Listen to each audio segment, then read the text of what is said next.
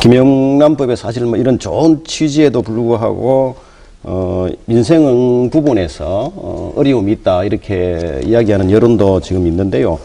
이 덕실을 따져보면은 뭐 얻은 것은 어떤 게 있겠고 또 이런 것은 뭐 어떤 게 걱정이 됩니까? 앞에서도 말씀드렸듯이 우리가 공정하고 투명하고 청렴한 사회가 된다라는 것은 그만큼 사회적 비용을 줄이고 경쟁력을 강화시켜주고 우리 국가적으로 이 브랜드 가치가 올라가고 많은 이 장점들을 가지게 되겠죠.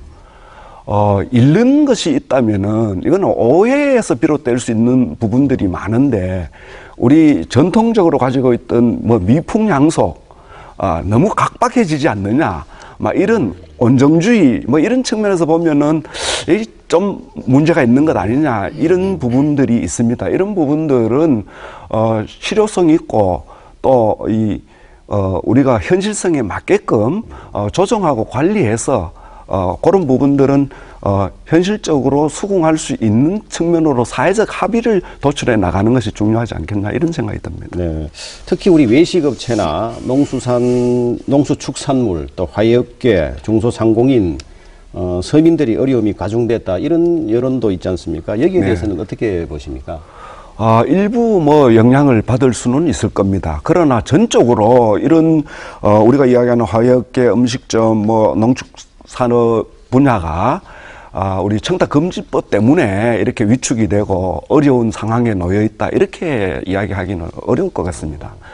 다만 이 법이 시행된 지 이제 1년인데 안정화되면서 이런 부분의 관련성도 우리가 뭐 지속적으로 관리를 하고 또 이 수정 보완할 수 있는 뭐 그런 계기를 삼을 수도 있겠습니다만 근원적으로 이러한 우리 취약한 업계 내지는 우리 농민들 뭐 이런 분들이 정말 어려움을 벗어날 수 있는 이 청탁금지법과는 별개의 다른 대안들이 좀 나와줘야 되지 않겠느냐 이런 생각이 듭니다.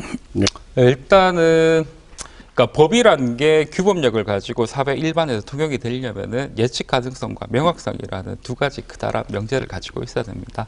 근데 이 청탁금지법 같은 경우에는 좀 몇 가지 그러니까 좀 어떻게 보면 사소하다고 할 수 있지만 어떻게 보면 좀 중대한 문제점이 몇 가지 있는데요. 그 중에 하나가 아까 말씀드렸듯이 100만 원 이하인 경우에 직무 관련성 유무에 따라 처벌이 되고 안 되고의 문제. 그러니까 처벌을 가늠짓는 잣대가 직무 관련성이라는 개념입니다. 근데 직무 관련성이라는 개념 자체는 저희 법조인도 개개의 사회에 따라서 좀 어렵게 판단을 해야 되는 사정이고, 그런데 이런 직무 관련성이라는 개념을 처벌의 잣대로 이렇게 법조문에서 써버리면 과연 일반인들이 그 기준에 맞춰가지고 행동의 기준으로 삼을 수 있을지는 조금 의문이 있고요. 그래서 직무 관련성이라는 개념에 관해서는 조금 시행령이라든지 시행규칙을 통해서 세분화 구체화하는 게 좀 필요하다고 보여지고요. 원활한 직무 수행, 그 다음에 사회 부조, 목적이 있으면은 사무십 조항이 적용된다 이렇게 하고 있는데, 국민권익위 유권 해석 같은 경우에는 담임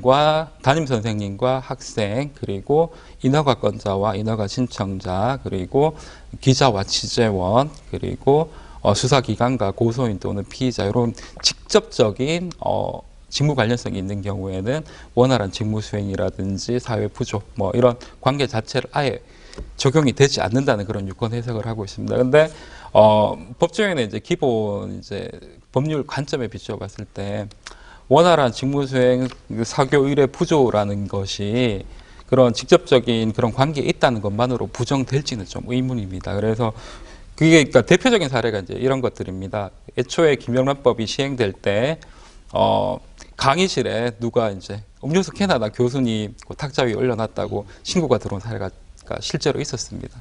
그러니까 이런 것 같은 경우에도 기능법 위반이라고 하는 것은 조금 부당한 것 같고요. 그래서 국민권익위에서 직접적인 직무 관련성이라는 개념에 관해서 조금 더 세부적으로 좀 고민을 해보실 필요가 있지 않느냐라는 생각이 좀 있습니다.